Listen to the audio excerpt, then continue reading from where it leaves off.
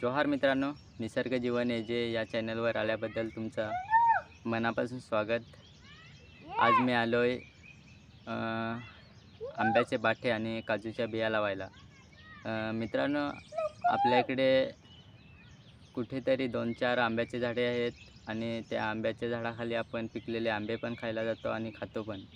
पण हा विचार कधीच करत नाही की आज आपण 2-4 आंब्याचे बाठे नुसते मातीत गाडून ठेवले तरी त्याचं झाड तयार होईल आणि तेच झाड 8-10 वर्षानंतर त्या झाडाला आंबे लागू शकतात.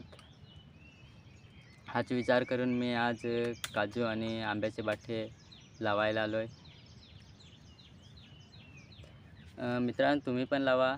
तुमची स्वतःची जागा नसेल तर अशा जंगलात कुठेतरी लावा, जसं मी लावतो.